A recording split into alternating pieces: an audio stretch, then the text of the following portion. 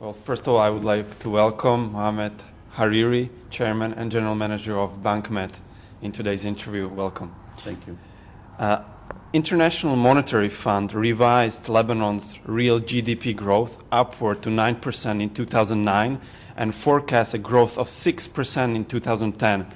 Given the condition and recent developments we see all around us, 2009 has been an astounding achievement.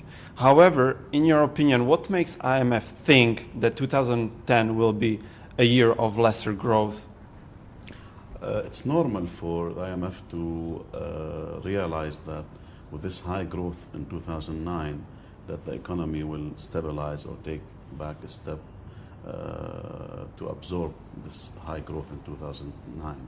However, in my own opinion, I think the growth will continue on the same level, the way we see things are moving. If the political situation is sustained, we will see the same growth of last year in 2010. Is this growth sustainable on the long-term basis, in your opinion? What is the long-term outlook? You know, from 2005 up till last year, Lebanon was in a standstill. So we missed most of the growth in the world and the uprising during that period. We were going in a steady way. We were dealing with our political situation, the problems we had, the 2006 war, the unrest in the country. So when this thing was settled in 2008, we were able to catch up while the rest of the world was still dealing with the financial crisis, which didn't affect us at the time. Fitch Rating has upgraded Lebanon's long-term foreign and local currency issuer default rating to B from B-. What is your overall assessment of the banking sector in Lebanon?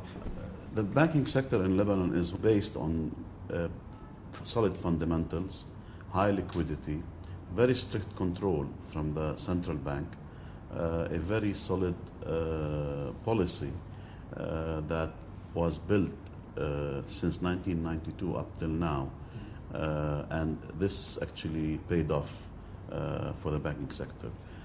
The sector represents the backbone of the Lebanese economy, actually. What is your opinion? What has been the lesson learned by the banking industry worldwide from this crisis we have seen? Maybe Lebanon, since the banking sector is very strong, has a message to convey to the world. Fundamentals.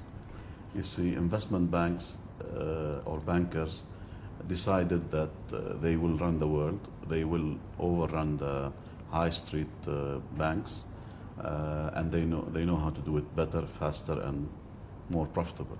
At the end of the day, the commercial banks, the depositors paid the price, and now they're going back to basics. The central bank in Lebanon never allowed the banks to deviate from fundamentals. Your basic duty is to protect your depositors and to grow your bank in the right way, maintain high liquidity, look on the solid, not allowed to be invested in any toxic asset or any structured product that is opportunistic or any of that sort. And now all the banks are being bailed by the governments and trying to go back to establish, reinstate their capital and to go back to fundamentals, and this changed all their practices. Do you see the world going to this direction? They are going back to fundamentals, or being bailed out makes them continue the same way as they did before? I don't think any government in the world expected to face the situation.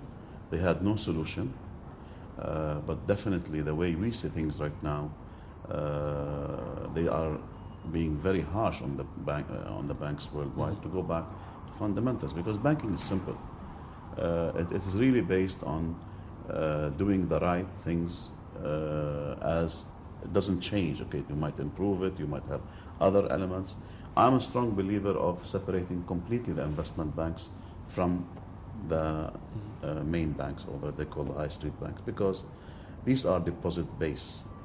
And when you allow the investment banker to dip into the deposit base of commercial banks, then to him, this is free money, and this is the danger. But when you segregate it, you want to do investment banking, bring investors, do your work in that sector separate.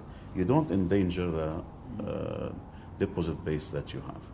And in Lebanon, this was proven. Investment banks are doing well. However, they do not impact the balance sheets of any of the banks here. And this is thanks to the regulator who really make this very, very strict.